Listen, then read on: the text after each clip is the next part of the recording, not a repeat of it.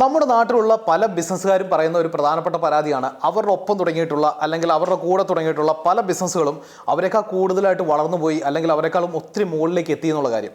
ഇതിന് ഏറ്റവും പ്രധാനപ്പെട്ട കാര്യം എന്ന് പറയുന്നത് ഇവരാരും ഇവരുടെ സമയം ഈ ബിസിനസ്സിൻ്റെ പുതിയ ഓപ്പർച്യൂണിറ്റികൾ കണ്ടെത്താനായിട്ട് സ്പെൻഡ് ചെയ്യുന്നില്ല എന്നുള്ളതാണ്. അതിനുള്ള കാരണം എന്ന് പറയുന്നത് ശരിക്കും പറഞ്ഞു കഴിഞ്ഞാൽ ഇവരെല്ലാവരും ഓപ്പറേഷൻസിൻ്റെ അകത്ത് സ്റ്റക്കാണ്. അവിടുത്തെ പർച്ചേസും അവിടുത്തെ ഇൻവെൻട്രിയും അവിടുത്തെ ഓപ്പറേഷൻസും അവിടുത്തെ സെയിൽസും മാർക്കറ്റിങ്ങും HR എല്ലാം ഹാൻഡിൽ ചെയ്യുന്നത് ഈ ഒരാൾ തന്നെയാണ്. ഇയാൾ ഈ പ്രശ്നങ്ങൾക്കെല്ലാം ഉള്ളിക്കിടക്കുകയാണ്. അതുകൊണ്ട് തന്നെ എന്താണ് സംഭവം, അടുത്ത ലെവലിലേക്ക് പോകാനായിട്ടുള്ള പുതിയ ഐഡിയാസ് കണ്ടുപിടിക്കാനായിട്ടും സ്ട്രാറ്റജികൾ കണ്ടുപിടിക്കാനായിട്ടും ഓപ്പർച്യൂണിറ്റികൾ കണ്ടുപിടിക്കാനായിട്ടും ഒന്നും സമയം കിട്ടുന്നേയില്ല.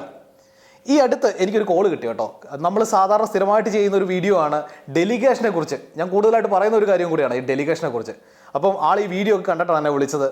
സാറേ, എൻ്റെ ഓഫീസിൽ ഇഷ്ടംപോലെ സ്റ്റാഫുണ്ട്, ഞാൻ കൃത്യമായിട്ട് എല്ലാ ഡിപ്പാർട്ട്മെൻറ്റിലും കൃത്യമായിട്ട് സ്റ്റാഫിനെയൊക്കെ വെച്ചിട്ടുണ്ട്.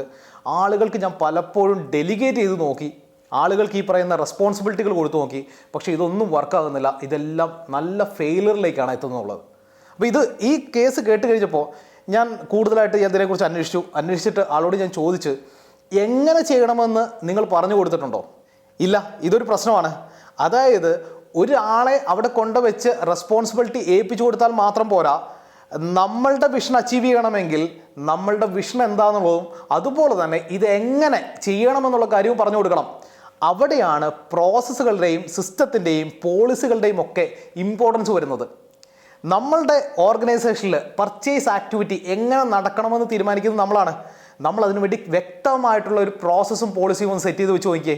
എങ്കിൽ ഉറപ്പായിട്ടും നമ്മൾ ഡെലിഗേറ്റ് ചെയ്യുന്ന ആൾക്കൊരു ഗൈഡ് ലൈനായി ബൗണ്ടറിയായി ഓട്ടോമാറ്റിക്കായിട്ട് ആളത് കൃത്യമായിട്ട് അഡ്ഹെയർ ചെയ്ത് കഴിഞ്ഞാൽ തീർച്ചയായിട്ടും നമ്മളുടെ രീതിക്കായിരിക്കും അല്ലെങ്കിൽ നമ്മളുടെ തോട്ട് പ്രോസസ്സിനനുസരിച്ചായിരിക്കും പർച്ചേസ് നടക്കുന്നത്. നമ്മൾ കൺസിഡർ ചെയ്യേണ്ട ഫാക്ടേഴ്സ് എല്ലാം തന്നെ അവിടെ കൺസിഡർ ചെയ്യപ്പെടുന്നുണ്ടാവും.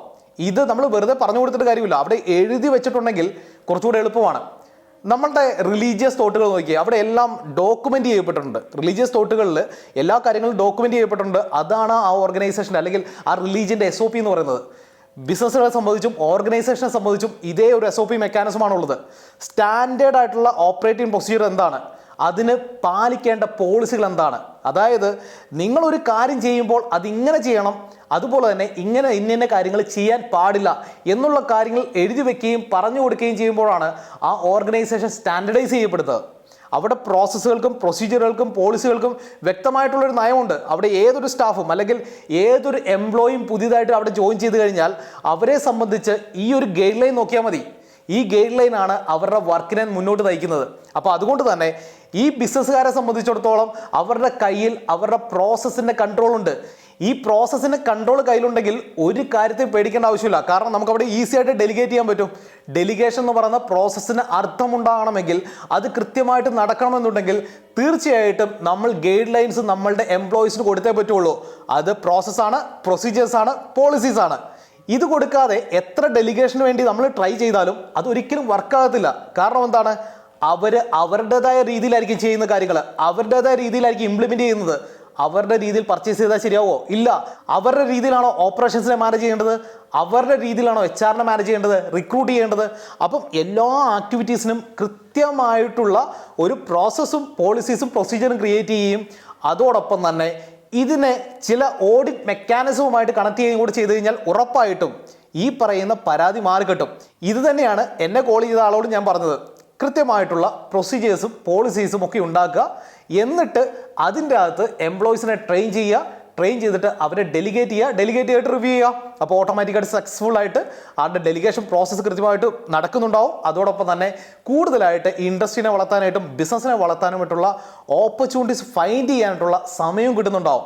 അപ്പോൾ നിങ്ങളൊരു ബിസിനസ്സുകാരനാണെങ്കിൽ നിങ്ങളുടെ ദിവസേനയുള്ള ഡെയിലി ഓപ്പറേഷൻസ് എന്ന് പറയുന്ന ആ ഒരു കുരുക്കിൽ നിന്ന് അഴിഞ്ഞ് പുറത്തു വന്ന് നിങ്ങളുടെ ബിസിനസ്സിനെ നെക്സ്റ്റ് ലെവലിലേക്ക് കൊണ്ടുപോകണമെന്ന ആഗ്രഹമുണ്ടെങ്കിൽ നിർബന്ധമായിട്ടും വ്യക്തമായിട്ടുള്ള പ്രോസസ്സുകളും പ്രൊസീജിയേഴ്സും പോളിസികളും ഉണ്ടെന്ന് ഉറപ്പുവരുത്തുക.